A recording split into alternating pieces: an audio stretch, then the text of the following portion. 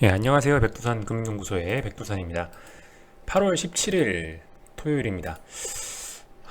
날씨는 덥고요. 뭐 나가 놀아야 되는데 돈도 없고 마침 유튜브는 그저 요즘 주식시장이 어렵다 보니까 여러분들이 많이 찾아보시는 것 같고 제 인생에 지금 유일하게 그나마 물이 들어오는 부분이 유튜브인 것 같아서 물 들어올 때 노를 좀 저어보려고 합니다.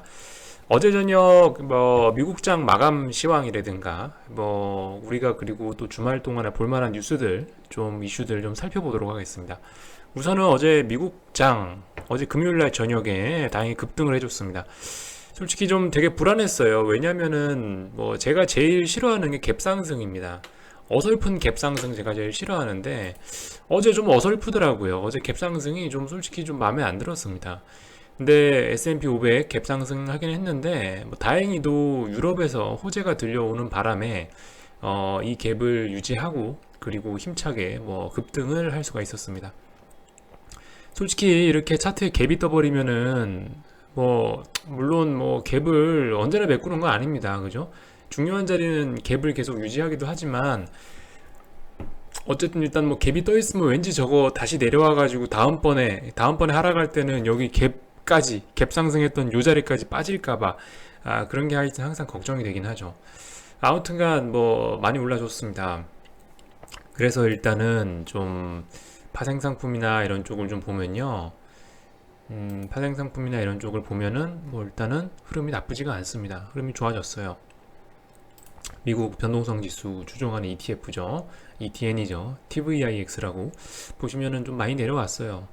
뭐 일단은 다시 한번 벼랑 끝에서 빠져야 될 자리에서 미국이 빠지지 않았기 때문에 일단은 뭐 다시 한번 반등에 대한 기대감은 좀 높아지고 있는 그런 상황입니다만 뭐 말씀드렸다시피 이게 장단기 금리 차란 문제가 결국 연준이 풀어야 되는 이슈기 때문에 연준 이벤트는 언제 있다? 다음 주 목요일 날 있다. 다음 주 목요일 날 잭슨 홀 미팅에서 파월 의장이 뭐라고 하는지에 따라서 그날부터 좀 어떤 시장은 추세적인 뭔가 변화를 좀 줄 가능성이 있다라는 말씀을 뭐 계속 드렸습니다. 그래서 그 회의 전까지의 움직임은 솔직히 뭐 그렇게 뭐 지금 뭐 어제 지수가 S&P가 1.4% 올랐네. 솔직히 뭐 그렇게 그 뭐 큰 위안이 되지는 않습니다. 솔직히 말해서. 아무튼 뭐 그렇고요. 자, 그래서 어제 눈여겨봐야 될 만한 거는요, 뭐냐면 결과적으로 이렇게 미국이 올랐다라는 거는, 어, 사실 유럽에서 좀 어떠한 좀 재료를 준 것 같아요, 보니까. 보시면은 사실 요게 제일 어제 컸던 것 같습니다. 요게 제일 컸던 것 같아요. 독일이 경기 침체 시 적자 지출 용의를 하겠다라는 요 내용이 제가 봤을 때 어제 시장 상승을 이끈 가장 큰 요인이 아닌가 싶습니다. 원래 여러분들 독일이란 나라는 그 2차 세계대전 나기 전에 그 어마어마한 하이퍼 인플레이션으로 나라가 박살났던 그 사례가 있습니다. 그죠? 옛날에. 그렇기 때문에 독일 같은 경우는 어떤 정부의 재정 건전성이나 뭐 어떤 뭐 적자 이런 걸 극도로 싫어하는 나라입니다. 근데도 불구하고 어제 그 경기 침체 시 적자 지출을 용이하겠다라는 얘기를 했다는 건 이거는 굉장히 독일 정부로서는 뭐 굉장히 이거는 좀 강한 얘기를 한 겁니다. 그래서 이건 좀 의미가 있어요. 뭐 요게 먼저 나온 뉴스인가 아니면은 뭐 22가 먼저 나온 뉴스인가 뭐 어쨌든 모르겠지만 일단 독일에서 제가 봤을 땐 독일이 유럽에서 제일 큰 나라죠. 그렇기 때문에 독일이 유럽에서 제일 그 빵빵한 나라기 때문에 얘네가 일단 적자 지출 용이할 만큼 어떤 완화적으로 나서겠다라는 게 일단 시장 상승에 좀 도움이 됐고요. 뭐 22에서도 좋은 뉴스를 내놨죠. 바축카포 부양책을 내놓는다라는 뭐 얘기가 나왔습니다. 진짜 이런 표현을 썼네요. 22 통화정책위원인 올리 렌 핀란드 중앙은행 총재가 빅 바주카라는 표현을 진짜 썼네요. 그죠? 아마 양적 완화하고요. 뭐 금리 마이너스 금리 뭐 조금 뭐 그죠? 금리나 좀 더 하고 아마 그럴 겁니다. 이 정도면은 제법 강력한 조치입니다. 양적 완화 다시 실시하고 이미 마이너스 금리인데도 금리 또 낮춘다. 뭐 일단은 연준 도와주는 것 같아요. 예. 좀 분위기 좀 뭐라고 할까? 연준 혼자 금리를 올리고 뭐 남들은 다 내릴 수는 없고 그죠? 원래 그 전 세계 금융 정책이라는 게 같이 가는 거다 보니까 통화 정책이란 게 그래서 일단은 22에서 빅 바수카라는 표현을 쓸 정도로 저렇게 기대감을 높여놨다면 아마 연준에서도 좀 참고를 할 겁니다. 저 유럽에서 저렇게 한다고 하면 뭐 우리도 좀 어느 정도 금리 인하하는 게 트럼프가 금리 인하하라고 해서 금리 인하하는 것처럼 보이지 않겠구나. 뭐 약간 좀 그 뭐라고 할까요? 명분을 좀 줄 수 있다고 할까요? 금리 인하의 명분을. 어쨌든 뭐 좋습니다. 그래서 요 22에서 나온 빅 바수카라는 표현과 독일의 적자지출 용의 요 두 가지 뉴스가 결합이 돼서 향후 결과적으로 얘네가 그 요 뉴스 자체로 주식을 상승시킨 게 아니고 이런 조치로 인해서 독일과 22의 이런 조치로 인해서 향후 그 연준의 금리 인하와 뭐 이런 거에 대한 기대가 좀 높아진 겁니다. 그래서 주식이 오른 거예요. 근데 어쨌든 뭐 근데 조금 좀 근데 걱정은 됩니다. 아무튼 걱정은 돼요.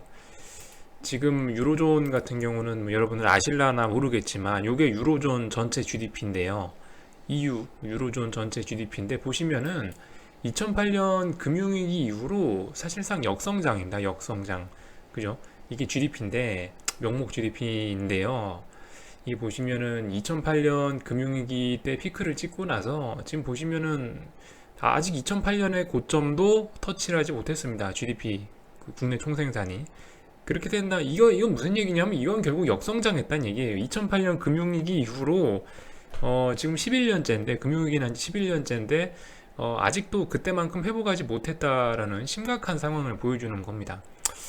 뭐 하여튼 근데 이제 2021년 이후에는 요게 이제 전 세계적으로 이런 식으로 될 가능성이 높아서 사실 좀 걱정입니다.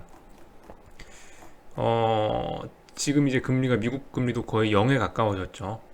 그렇다 보니까 마이너스 금리와 양적 완화를 하는데도 불구하고 유로존은 역성장을 하고 있다라는 얘기 굉장히 무서운 얘기죠, 그죠? 우리도 21년 이후에 만약 21년쯤에 금융위기가 난다고 하면 그때는 진짜 어떤 지금 이 유럽처럼 장기 부진에 빠지는 것이 아닌가 뭐 요런 섬뜩한 뭐 생각이 좀 듭니다. 아무튼 그렇고요. 그래서 요런 부분 좀 잘 보셔야 됩니다. 그 지금 제일 중요한 건 어쨌든 통화 정책과 관련된 부분 유럽이나 미국이 어떻게 하는지를 잘 보시고요. 아무튼 뭐 유로존이 이렇게 완화적으로 나온다고 하니까 어떻게 됐다? 일단은 환율 같은 경우 달러 인덱스 같은 경우 좀 달러는 강세를 좀 띄었다. 근데 뭐 솔직히 저렇게 강하게 얘기해 준 것 치고는 일단은 달러의 상승에는 조금 좀 제한이 걸린 듯 합니다. 달러 인덱스 유로존에서 완화한다니까 당연히 달러가 강해지겠죠. 그렇지만 뭐 일단 그 선반영 된 것 같습니다. 미리 선반영 돼 있기 때문에 뭐 추가적인 달러의 급등은 뭐 이 정도면 그냥 뭐 평상시 같다. 뭐 딱히 유로존 이슈 때문에 달러가 급등했다라고 얘기하기는 좀 애매한 정도로 그렇게 올라서 마감을 했습니다. 아무튼 뭐 다행이에요. 지금 현재 코스피는 뭐 안 빠질 수도 있지만 근데 일단은 뭐 한국은 굉장히 위험한 자리 까딱까딱합니다. 까딱까딱해요. 반등다운 반등이 아직 나온 게 아니기 때문에 굉장히 위험한 자리에 와 있다고 할 수가 있죠. 그래서 솔직히 저점이 한 번 더 낮아지지 않을까 굉장히 고민은 하고 있는데 뭐 다행히 기적적으로도 뭐 어제 저녁에도 미국이 오르고 꼭 그 중요한 자리 벼랑 끝에 서면은 어쨌든 미국이 반등을 해주더라고요. 그래서 우리나라 장도 일단 다행히 지난 8월 6일이었나요? 그때 툼에 나왔던 그날의 저점은 일단 코스피 코스닥 양시장 다 잘 지켜주고 있는 상황입니다. 어쨌든 어제 저녁에 금요일날 마감을 그렇게 상승 급등 마감했으니 일단 뭐 다음 주 한 주도 또 어떻게 버틸 만한 일단 에너지는 좀 생겨난 것 같습니다. 뭐 참 마지막으로 그 참 제가 이거를 좀 중요하게 언급을 안 했던 것 같은데 아마 살짝 언급하고 넘어갔던 것 같아요.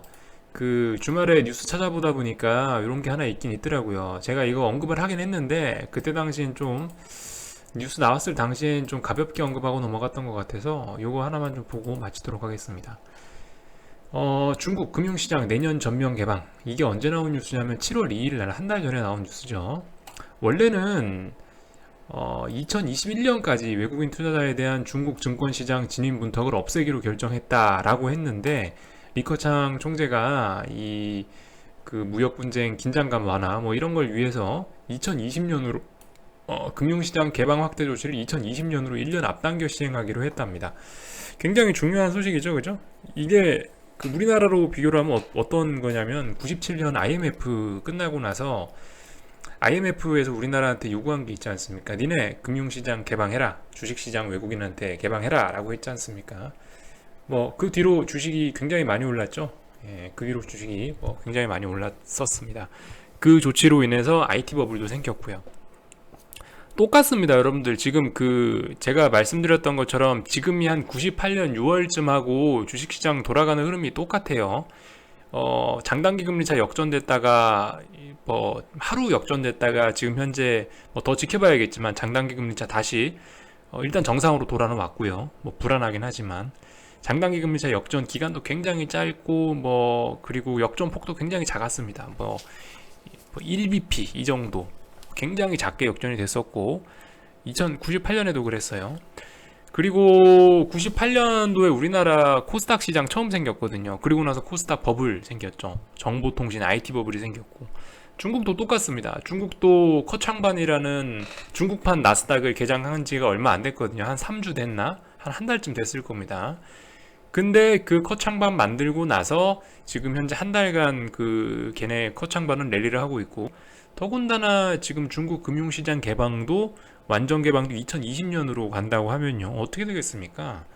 뭐 완전 그죠? 전 장난 아니라고 봐요. 98년도보다 더 좋은 더 희망적인 건 뭐냐면은 하필 이 타이밍에 지금 이제 미국하고 중국하고 어떤 환율과 관련된 전쟁이 좀 벌어지고 있다는 게 98년 6월 달보다 주식을 더 상승시킬 만한 좀 좋은 호재라고 생각이 됩니다. 대놓고 신흥국 통화 강세를 유발할 만한 이슈가 터진 거죠, 그죠? 그렇게 되면 어떻게 될까요? 뭐 생각보다 지금은 사실 굉장히 어둡고 진짜 지하 몇 층인지도 모를 그런 그 슬픔에 빠져 있고 안 좋은 악재가 쌓여 있지만은 이거 분위기가 만약에 반전이 된다면 생각보다 급속히 굉장히 급속하게 분위기 반전되면서 예상치 못한 진짜 깜짝 대폭등 시세가 나올 수 있다고도 생각이 됩니다. 2000년 IT 버블 같은 거, 뭐 코스닥 3000 왜 못 가겠어요? 2000년에 한번 갔는데 뭐 그때보다 기업들 실적도 좋은데 안 그래요? 다시 한번 코스닥 3000, 뭐 코스피 더블, 코스피 지금 1900선이죠. 1930이나쯤 되나? 그러니까 아마 한 뭐 글쎄요. 뭐 그런 일이 생길지도 모르겠다는 겁니다. 사실상 모두가 기대를 안 하니까 이런 때 사실 주식이 대박이 나는 거 아니겠습니까? 그죠? 그래서 어쨌든 뭐 매일매일이 죽을 것 같고 날씨도 덥고 뭐 돈도 없고 그래서 미치겠지만은 뭐 그래도 뭐 이런 거 보면서 좀 희망을 좀 품을 수 있지 않나 생각이 됩니다. 자, 아무튼 뭐 주말인데요. 뭐 좀 떠들어 봤습니다. 주말 시간들 잘들 보내시고요. 또 월요일 날 뵙도록 하겠습니다. 이슈 좀 살펴봤고요. 여기서 마치도록 할게요.